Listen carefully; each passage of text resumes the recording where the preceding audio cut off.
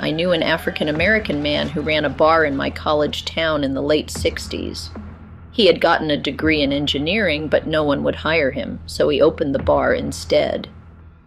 That was from E. Thrush, a white American woman and educator of more than 30 years, commenting on the experiences of African Americans in the Jim Crow era, even at its tail end. In the first part of this series, we had let you into the Jim Crow era, what Jim Crow was, how it came about, what it meant in the lives of African Americans, and above all, its position in American history as it related to the slavery era. However, in this second half, we conclude our review of the Jim Crow era with its effects on blacks, then until recent times. Going on 100 years after the Jim Crow era, it's still a mixed bag, as many of the victims of the era are still nursing their wounds. As many scars left are too deep and indelible to grow over. A group of such people is the Groveland Four. The death of the principal actor in July this year, 2024, just brought the story and the victims' experiences to the fore. Before we continue right on, support our work by kindly hitting the thumb button, share with friends and families to keep spreading our eye-opening black narrative, and subscribe to stay with us for more interesting and revealing videos. In 1949, a white woman falsely accused 4 black men of rape in the Jim Crow era South. Norma Paget Upshaw claimed the 4 men, Ernest Thomas, Samuel Shepard, Charles Greenlee, and Walter Irvin, sexually assaulted her in Groveland, Florida, about 30 miles west of Orlando when she was 17. The group, who came to be called the Groveland Four, became the faces of the case considered one of the greatest miscarriages of justice in Jim Crow-era Florida. There were doubts about Paget Upshaw's testimony from the onset, but in the era of Jim Crow, a jury convicted the men without evidence of a crime. Circuit Court Judge Heidi Davis in Lake County, Florida, granted the state's motion in November 2021 to posthumously dismiss the indictments against Thomas and Shepard and vacate the convictions of Greenlee and Irvin. In 2019, Florida Governor Ron DeSantis issued full posthumous pardons to the Groveland Four. For 70 years, these 4 men have had their history wrongly written for crimes they did not commit. As I have said before, while that is a long time to wait, it is never too late to do the right thing, DeSantis said in the statement at the time. Paget Upshaw claimed her car broke down on the night of July 16, 1949 in Groveland, and said the 4 men stopped and raped her. After being arrested, Shepard, Greenlee, and Irvin were tortured until police were able to elicit a confession from 2 of them. Thomas managed to escape custody and was killed after a manhunt. Greenlee was sentenced to life in prison. Shepard and Irvin received the death penalty. While being transported from county jail for a retrial, the sheriff shot them both and claimed self-defense. Shepard died at the scene, and Irvin survived by playing dead. His sentence was later commuted to life in prison. After the court hearing during which the judge officially exonerated the 4 men in 2021, 4 young black men wrongly charged and accused of rape. 72 years later, their families finally getting some closure. A Florida judge exonerated the Groveland Four, as they came to be known. They were, as we said, wrongly accused of raping a 17-year-old white girl back in 1949. The case is considered one of the greatest miscarriages of justice in Jim Crow-era Florida. That is the daughter of one of the Groveland Four, Charles Greenlee.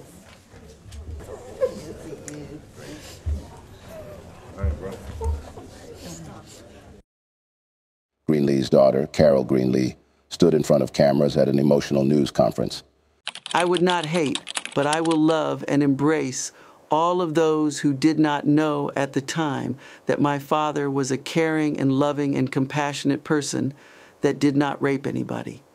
I stand here today to say thank you. Celebrity status and fame, or what have you, did not seem to matter, as many celebrities of black and non-whites extractions suffered similar segregation and maltreatment. In 1948, Nat King Cole was one of the most popular musicians in America, with hits like Get Your Kicks On, Route 66. But when he bought a house in all-white Hancock Park, his neighbors sued to block the purchase. When that failed, they burned the N-word on his front lawn and killed his dog with poisoned meat. Cole resisted the attacks, and his family stayed there until the 1970s. He fared better than William Bailey, a World War II veteran and science teacher whose house was bombed when he moved into a white Culver City neighborhood. Bailey and his wife escaped unharmed. The Bailey bombing was one of at least 6 against black families who moved into white neighborhoods in the 1950s. By the end of World War II, the few laws mandating segregation of African Americans in Los Angeles County's public pools and beaches were struck down. A persistent but uneven de facto segregation in hotels, restaurants, and theaters meant black patrons sometimes met separate entrances or were refused service. Jim Crow wasn't just a Southern problem, but a national one with regional variations. The year Martin Luther King Jr. gave his speech. I have a dream that my 4 little children will one day live in a nation where they will not be judged by the color of their skin, but by the content of their character. I have a dream today. Activists picketed Mel's drive-ins, whites-only hiring. Housing was the biggest barrier. Racial covenants, perpetual clauses in deeds banning real estate sales to blacks, Jews, and Asians were nullified by the Supreme Court in 1948 in Shelley versus Kramer. But the National Association of Realtors Code discouraged agents from showing minorities homes in white neighborhoods for years. Housing discrimination produced schools as segregated as any in the South. LA had at least 130 lily-white schools and another 93 all-black schools. Even Jackie Robinson wasn't immune to discrimination.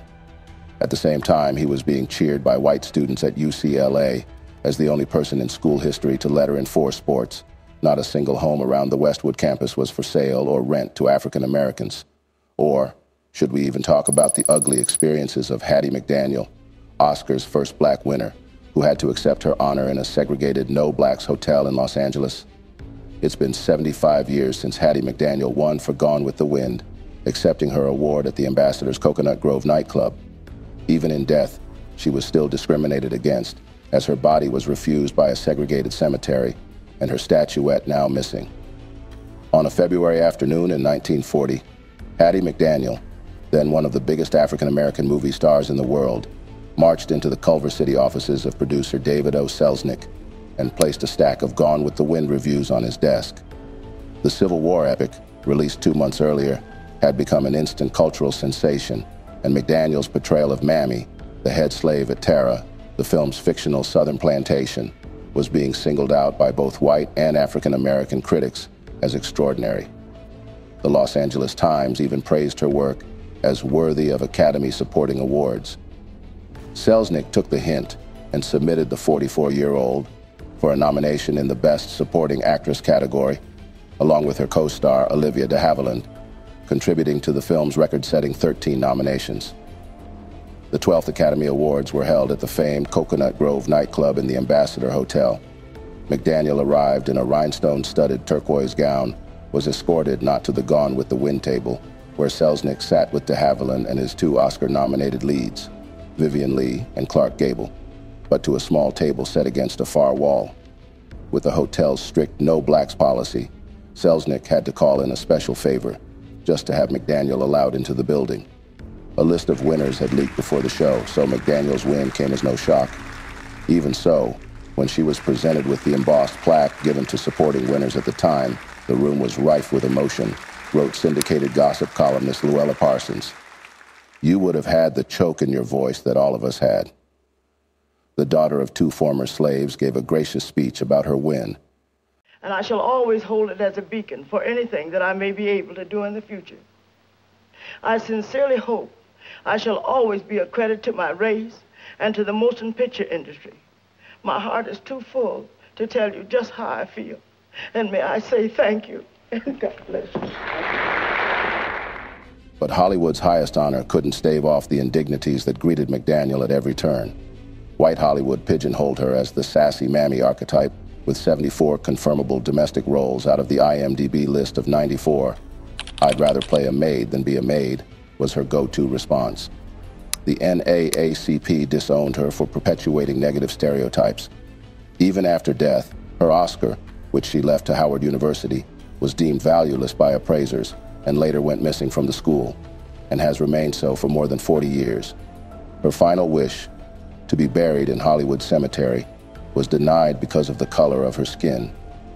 McDaniel's career was defined by contradictions, from performing in whiteface early on to accounts that her refusal to utter the N-word meant it never made it on screen in Gone with the Wind.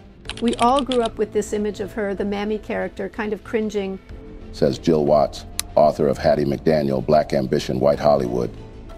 but she saw herself in the old-fashioned sense as a race woman, someone advancing the race. Adds another Oscar-winning actress, Monique. That woman had to endure questions from the white community and the black community. But she said, I'm an actress. And when you say cut, I'm no longer that. If anybody knew who this woman really was, they would say, let me shut my mouth. Said McDaniel in 1944 about her disappointing prospects following her Oscar win. It was as if I had done something wrong. Selznick's first move had been to dispatch her on a live movie palace tour as Mammy, which played to half-filled houses. But he saw less and less use for his typecast star, and Warner Brothers eventually bought out her contract. Even after World War II, she continued to play underwritten maid parts in such films as 1946, Song of the South, Walt Disney's adaptation of the Uncle Remus stories, now considered a rare racist blot on the studio's legacy. In her final years, McDaniel found success on the radio, taking over in 1947 from Bob Corley, a white voice actor who mimicked an African-American woman, as the title character in Beulah, a hit comedy series about a live-in maid. It was the first time an African-American woman starred in a radio show, earning McDaniel $1,000 a week. She was cast in the TV version of Beulah in 1951, but shot only 6 episodes before falling ill. She died October 26, 1952, of breast cancer. She was 57. In her last days, McDaniel threw a deathbed party, coincidentally attended by her grandnephew's future life partner, Mabel Collins, then 15, who recalls people milling around, drinking, laughing. Guests would go in 1 or 2 at a time and visit with her.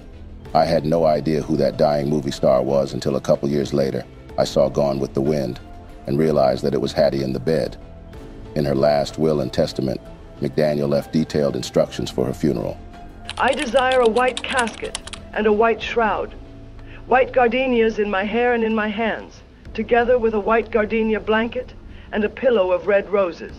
She wrote, I also wish to be buried in the Hollywood Cemetery, today known as Hollywood Forever Cemetery. But the resting place of numerous showbiz types had a whites-only policy. Hattie was buried at Angelus Rosedale Cemetery, the first LA cemetery open to all races. In 1999, Edgar successfully lobbied to get a marble memorial to McDaniel, placed at Hollywood Forever. McDaniel also specified what was to become of her Oscar, which an appraiser dismissed as having no value in an accounting of her estate. Despite working steadily until her death, McDaniel left the world in debt. Her belongings were valued at $10,336.47, about $95,000 today, $1,000 less than what she was deemed to owe the IRS. The Oscar she wrote was to be left to Howard University, but the award went missing from the Washington, D.C. school during the early 1970s. In 2011, inspired in part by Monique's Oscar night tribute, W. Burlett Carter, a professor at George Washington Law School, undertook a year-long investigation of the missing Oscar. Though the school was eventually cooperative, it never gave her permission to search its stacks. Carter, who says the Oscar would today be worth $500,000, dismisses one theory that it was tossed into the Potomac River by angry protesting students after Martin Luther King Jr.'s 1968 assassination. She discovered that the Oscar never came to the school from McDaniel's estate, but was gifted in the early 1960s by actor Lee Whipper, a friend of Hattie's from when she ran the Hollywood Victory Committee division that entertained black troops during World War II. The last time anyone remembers seeing the Oscar was 1972, when it was removed from a glass case in the school's drama department, which has since been gutted. It's a sad story, but this Oscar represents a triumph for blacks because we can look back and see that things really are so much better now than they were at that time. Says Carter. However, are things truly better? After these decades, one would have expected a substantial shift in segregation along skin colors and ethnic lines with legislation and constitutional amendments. But it has been far from desirable. Even recently, in July this year, 2024, the Superior Court in Mississippi still upheld a Jim Crow-era voting ban, which has been described as draconian, the harshest in the nation, and explicitly adopted in 1890 to take the vote away from black citizens. According to the ruling of the Fifth Circuit Court of Appeals, felons convicted of specific crimes, including some nonviolent offenses, in Mississippi remain permanently unable to vote unless new state legislation decides to make a change. A majority of the 19 judges on the appeals court, which oversees cases in Mississippi, Louisiana, and Texas, upheld Mississippi's permanent voting ban for individuals with felony convictions outlined in the Mississippi's Constitution. The state's constitution was adopted on November 1st, 1890, marking the beginning of the racial segregation and disenfranchisement laws known as Jim Crow that disadvantaged black people. Since then, the list of felonies has expanded. Ari Savitsky, senior staff attorney with the American Civil Liberties Union's Voting Rights Project, told reporters in an email, Mississippi's felon disenfranchisement scheme is draconian, the harshest in the nation, and it was explicitly adopted in 1890 to take the vote away from black citizens. Savitsky called the court's ruling a missed opportunity for justice. The ruling emphasized that state legislators, not the judiciary, can change the state's criteria of stripping voting rights from individuals convicted of felonies, writing, in other words, go and convince the state legislatures. Do the hard work of persuading your fellow citizens that the law should change. The paramount lesson of the Constitution in Richardson is that the changes sought by plaintiffs here can and must be achieved through public consensus effectuated in the legislative process, not by judicial fiat. Section 241 of the Mississippi State Constitution specifies the crimes that result in lifelong disenfranchisement, including murder, rape, bribery, theft, arson, obtaining money or goods under false pretense, perjury, forgery, embezzlement, or bigamy, with the emphasis on lifelong. The court's recent ruling overturned a previous decision by a 3-judge panel from the same court, which had found in August that Mississippi's voting ban for certain crimes violated the 8th Amendment of the U.S. Constitution, which prohibits cruel and unusual punishment. The dissenting judges in Thursday's ruling argued similarly, saying that denying voting rights to individuals who have completed their sentences constitutes cruel and unusual punishment. In Judge James Dennis's dissent, he wrote, Voting is the lifeblood of our democracy, and the deprivation of the right to vote saps citizens of the ability to have a say in how and by whom they are governed. Permanent denial of the franchise, then, is an exceptionally severe penalty, constituting nothing short of the denial of the democratic core of American citizenship. John Youngwood, co-chair of the litigation department at Simpson, Thacher, and Bartlett, who was the pro bono counsel to the plaintiffs, said in an email, We are heartened by the opinion of the 6 dissenting judges, which encapsulates the importance of this case. Denying broad groups of our citizens, for life, the ability to have a role in determining who governs them diminishes our society and deprives individuals of the full rights of representative government. As of now, Mississippi felons can try to have their voting rights restored in the state by receiving a pardon from the governor or encouraging lawmakers to pass an individual bill for them, which must be approved by 2/3. According to the Associated Press, none of these bills passed in 2023, and 17 have passed in 2024. This is one of the many instances that many have used to defend the notion that Jim Crow era and ideologies may still have never really gone. Remember that Jim Crow laws and etiquettes with institutionalized segregation precipitated upon the beliefs in white supremacy and fear that with blacks holding political and legislative power, they may undo the racist institutions in not just the South, but in the nation as a whole. And how best to do this, especially when outright segregation is no longer possible, if not through the same method they have always done, restricting voting numbers and political powers. So, in the words of Matthew James, commenting on the question, why were the Jim Crow laws so brutal towards African Americans? The strategy has not changed one bit. Do everything in our power, use every trick in the book, and create new ones to disenfranchise black voters, because if they get enough political power, we'll be forced to 1. Concede that we aren't as superior as we think we are with them in so many leadership positions. 2. We might lose all privileges we're in. And 3. They'll little by little put me in my place, where the deceitful, hate-filled, shameless hypocrites who don't keep the commandments actually belong. And one of the many ways this voting disenfranchisement is done is through gerrymandering. A court case on one of such efforts to redress this tactical segregation went as far as the Supreme Court in 2019. In what was described as a potential landmark court case on partisan gerrymandering, the U.S. Supreme Court heard oral arguments regarding North Carolina's lopsided congressional districting. Allison Riggs, an attorney representing the League of Women Voters, said the court could set a dangerous precedent by deeming extreme partisan gerrymandering constitutional and could exacerbate future gerrymandering.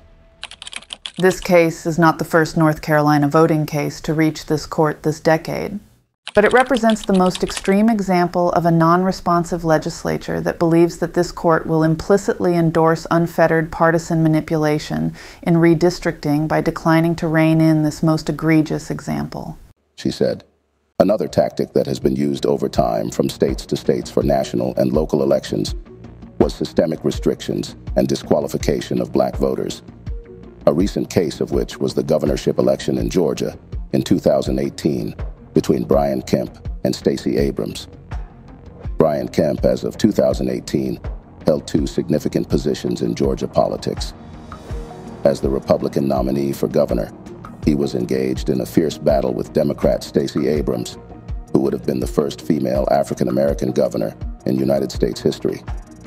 Polling indicates an extremely close race. Kemp was also Georgia's Secretary of State at the time, where one of his responsibilities was to oversee state elections. In that capacity, he was engaged in a systematic campaign to restrict the number of Georgians allowed to cast ballots. In July 2017, Kemp's office purged nearly 600,000 people of the state's registered voters from the rolls. An estimated 107,000 of them were cut simply because they hadn't voted in recent elections. The following year, 2018, Kemp blocked the registration of 53,000 state residents, 70% of whom were African American and therefore could be reasonably expected to vote for his opponent. And eventually, the African American woman Stacey Abrams lost Georgia's governorship election in 2018. Many African Americans have persistently questioned how it would be possible to change draconian laws which require legislative constitutional amendments, while same laws are limiting the numbers of needed representations to effect such changes. On a final note, we will be doing a great injustice to this topic, the series, and especially this part, if we fail to mention a recent 2024 Jim Crow incident, which has been and still generating serious heat in America's politics. On Tuesday, June 4th, Representative Byron Donalds, one of Trump's top allies in Congress and a campaign surrogate whose sources indicate is on Trump's shortlist for 2024 running mate, made certain comments at a black voter outreach event for former President Donald Trump, where he suggested that black families were more unified and better off during the Jim Crow era. During Jim Crow, the black family was together. That's right. During Jim Crow, more black people were not just conservative, because black people always have been conservative-minded, but more black people voted conservatively. This had sparked immediate backlash from many African Americans and top black Democratic officials. At the Philadelphia campaign event, Donalds, a Florida Republican like Trump, suggested that things had gotten worse for black people after they embraced Democrats following 2800 President Lyndon Johnson's enactment of Great Society programs in the 1960s, including an expansion of federal food stamps, housing, welfare, and Medicaid for low-income Americans. Donald spoke in Philadelphia as he and Representative Wesley Hunt of Texas, a fellow black Republican and Trump surrogate, kicked off a series of gatherings titled Congress, Cognac, and Cigars, and so began the fireworks. House Minority Leader Hakeem Jeffries, DNY, the highest-ranking African-American in Congress, took to the House floor the following day, Wednesday, and delivered a blistering speech, giving numerous examples of how black people had suffered under racial segregation. Mr. Speaker, it has come to my attention that a so-called leader has made the factually inaccurate statement that black folks were better off during Jim Crow. That's an outlandish, outrageous, and out-of-pocket observation. We were not better off when a young boy named Emmett Till could be brutally murdered without consequence because of Jim Crow. We were not better off when black women could be sexually assaulted without consequence. How dare you make such an ignorant observation? You better check yourself before you wreck yourself. Biden-Harris campaign spokesperson Sarafina Chitika also slammed Donald's remarks in the Philadelphia event in a statement. Donald Trump spent his adult life and then his presidency undermining the progress black communities fought so hard for, so it actually tracks that his campaign's black outreach is going to a white neighborhood and promising to take America back to Jim Crow. Members of the Congressional Black Caucus issued a statement Wednesday evening calling Donalds a mouthpiece who will say the quiet parts out loud that many will not say themselves, and demanding he apologize to black Americans for misrepresenting one of the darkest chapters in our history for his own political gain. Which begs the question that if strong allies, surrogates, and possible vice presidential candidate to Donald Trump, a former president and presidential candidate, are unapologetical to African Americans for Jim Crow, how can one say that what Jim Crow represents is gone? Remember, Donald Trump himself was alleged to be a white supremacy apologist and has been accused of returning white supremacy to American politics. Guess with an African American as vice president or president, going forward, situations may not be as bleak as we feared. In closing, the shadows of Jim Crow's legacy continue to loom over contemporary American society, perpetuating systemic racism, discrimination, and inequality. Although the overt laws and signs of the past have been dismantled, the subtle yet insidious presence of Jim Crow's spirit remains, manifesting in modern-day disparities in education, housing, healthcare, and criminal justice. As we reflect on the progress made since the civil rights era, we must confront the uncomfortable truth that the days of Jim Crow are not entirely gone. They have merely evolved.